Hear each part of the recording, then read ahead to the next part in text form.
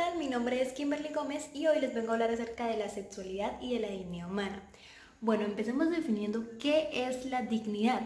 Ese concepto varía según la época, según la rama de estudio, según la sociedad, según la percepción filosófica que se tenga, más sin embargo, podríamos decir que la dignidad básicamente es la cualidad del que se hace valer como persona, del que se comporta con responsabilidad y con respeto hacia sí mismo y hacia las demás personas.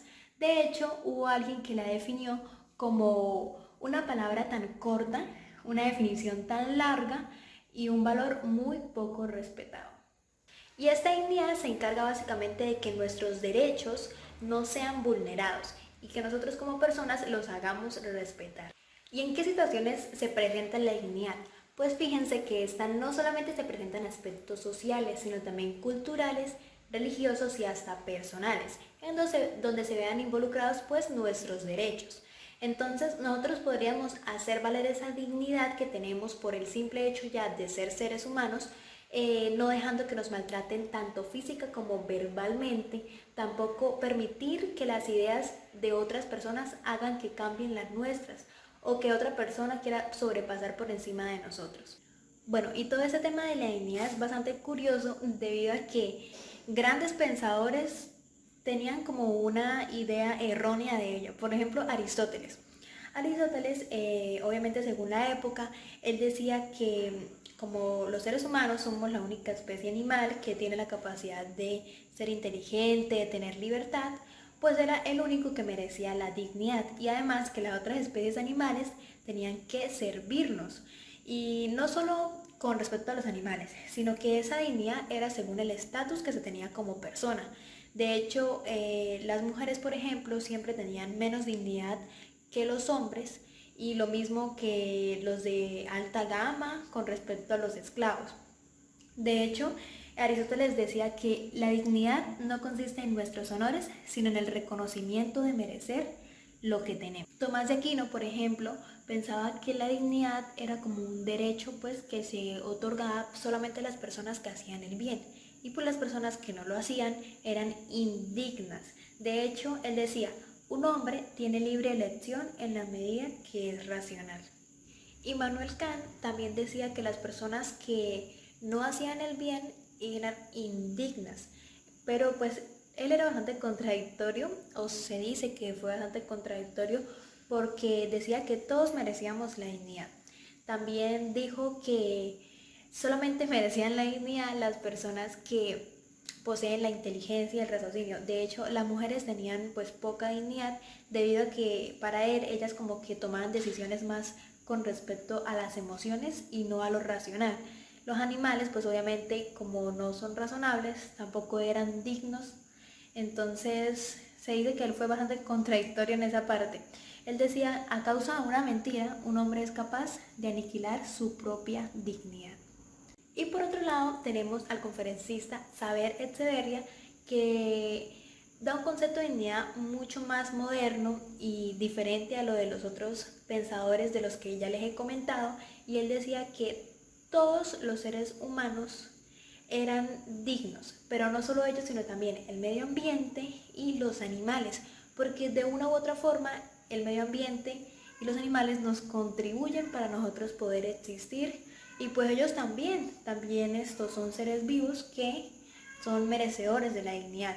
Y a cambio de los otros también decía que a pesar de que las personas cometieran actos impuros, ellos tenían su dignidad intacta y se les debía respetar. Y es por ello que ahora lo relaciono con la sexualidad. Y ustedes dirán, bueno, ¿y por qué? Pues como todos saben, este es un tema que ha sido de muchos tabúes, de muchos mitos. Entonces lo que vine haciendo es como una línea del tiempo donde vemos cómo ha cambiado eso y cómo eso influyó en la dignidad, todo lo más de la mujer. Bueno, entonces ahora sí vamos a adentrarnos en este tema de la sexualidad y vamos a ver cómo a lo largo del tiempo pues han cambiado la percepción de ella, cómo se han abierto las mentes de las personas porque antiguamente la cosa era bastante pues seria, se limitaban mucho, tenían muchos tabúes, tenían muchos mitos y miedos. En la edad antigua en el judaísmo el sexo únicamente pues era dentro del matrimonio y solo con finalidad de descendencia. De hecho, el hombre podía tener varias mujeres. Por ejemplo, la Biblia registra que Salomón tuvo entre 700 esposas y 300 concubinas. Más sin embargo, las mujeres infieles eran apedreadas. En Egipto, en la Edad Antigua, pues en esta cultura ya era permitido el incesto y la circuncisión. Ya después fue que el judaísmo tomó esta ceremonia de ritual religiosa. En Egipto pues lo hacían como ritual de las ceremonias de iniciación de la adolescencia. Y en Grecia pues se toleraba la sexualidad masculina entre adultos y adolescentes, pero solamente dentro de un contexto educativo, en el que pues el adulto le enseñaba a sus pupilos. En Atenas las mujeres no podían andar solas, solamente en las que podían eran las prostitutas finas. Las mujeres eran como un ciudadano de segunda categoría cuyo fin era ser portadoras de hijos. Las mujeres pues tenían como tarea, como ya se había dicho anteriormente, la reproducción y también la educación de los hijos. Ellas vivían siempre en continua represión y a ellas se les exigía virginidad y fidelidad al marido. Mientras que los varones pues tenían cierta permisibilidad, bueno, cierta no, bastante por así decirlo. Ya entrándonos pues a la Edad Media, la Iglesia Católica reafirma el matrimonio monógamo, aunque pues declara el instinto sexual como demoníaco, dando origen a la Santa Inquisición. Entonces, a pesar de que la iglesia pues adapta o reafirma el matrimonio, ella siempre, antiguamente obviamente, decía que el instinto sexual era demoníaco y solamente se debía usar, era para la reproducción. Bueno, la reforma protestante ya con Martín Lutero, ya pues eso es otra historia, supongo que ya la sabemos, es donde se admite el primer divorcio que fue solicitado por Enrique VIII. A finales de este siglo pues aparecen las primeras enfermedades de transmisión sexual consideradas como castigo divino pues por el exceso del sexo. Y así como también cuando inicialmente se conoció el SIDA, o el virus de la inmunodeficiencia humana, se decía que eso solamente le pasaba a los homosexuales, pues porque los primeros contagiados fueron ellos, mas sin embargo hoy día sabemos que eso le puede dar a bisexuales, a heterosexuales y no tiene nada que ver con la orientación sexual. Puritanismos de los siglos XVII y XIX. Bueno, ya en 1882 exactamente, Richard Kraft Ebing ligaba a sus escritos la sexualidad no reproductiva con el concepto de enfermedad sexual. O sea, cuando la sexualidad no era simplemente para reproducción, se decía que ya era una enfermedad. En las clases medias, pues se fingía estar de acuerdo, ya que la iglesia veía el sexo como una necesidad desafortunada. En la clase alta, por otro lado, pues se disfrutaba ya del amor libre y en ciudades de Europa contaban con ejércitos de prostitutas, pues sin olvidar que ya existía pues la prostitución infantil. Aparecen por acá los mitos sobre la sexualidad, como que el exceso de sexo reducía la vida del hombre o de la mujer. En la revolución y pues el inicio del modernismo sexual, vemos cómo Sigmund Freud demostró la trascendencia de la actividad sexual para el individuo. Él afirmaba que la mayoría de fobias y miedos tienen relación con las frustraciones sexuales. También describió el complejo de Edipo. Continuando, Havelock Ellis fue un médico que publicó la obra Psychology of Sex, donde él menciona que el deseo sexual era igual tanto como para las mujeres como lo era para los hombres, y pues refuta el concepto de que la masturbación ocasionaba insania o locura, porque de hecho eso era uno de los mitos que decían. Lawrence, él fue conocido por la novela El amante de Lady Chatterjee, por cuya autoridad fue llevado a juicio, pues creía que la negación de la sexualidad era la causa de los problemas. De hecho, esta es una obra bastante conocida, no solo pues por lo que él tuvo que ir a juicio, sino que fue como que una de las obras donde hablaba muy abiertamente pues de esto de la sexualidad y pues en esa época era como que un boom, era algo bastante terrible. María Stopes hace su aparición diciendo que el sexo debía ser disfrutado libremente y sin temores, publicando un manual donde ayuda a las parejas a desprenderse de las inhibiciones y represiones pues, de la época. todo eso lo que les estoy diciendo de estos autores, eso fue como que un boom y fue uno detrás de otro y eso fue como que, ay, la locura total. Se pueden imaginar pues la época, las personas que aún vivían con ciertas limitaciones con respecto a ello. Margaret Mead plasmó en sus libros experiencias como el comportamiento sexual de las personas y la costumbre de tratar a las mujeres como inferiores.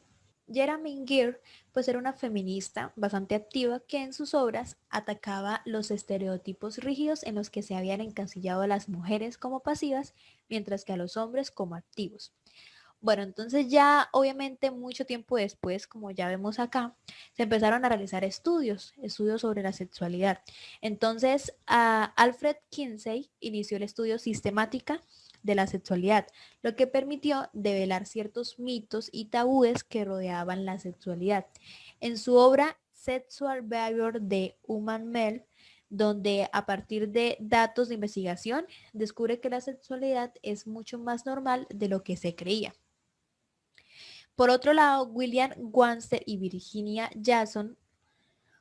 Por otro lado, William Master y Virginia Johnson afirmaron que para conocer la sexualidad primero se debe conocer la anatomía y la fisiología humana, que tanto hombres como mujeres tienen la misma capacidad de respuesta sexual y que en las mujeres no cambia en la masturbación, menopausia ni embarazo, anotando también que solo hay un tipo de orgasmo y los beneficios de la masturbación. Y en 1960 y en 1970, Cher Hyde realizó 2 obras sobre sexualidad femenina y masculina, donde entrevistó a hombres y mujeres, obviamente, sobre sus experiencias sexuales, sobre masturbación, juegos y otros aspectos.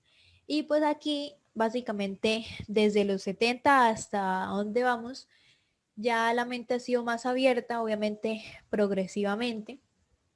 Pero con respecto a todo esto, vemos que ya ha cambiado un poco la mentalidad y vemos como antes, como por ejemplo en la edad antigua y en la edad media, siempre se habían encasillado a las mujeres en ciertos estereotipos.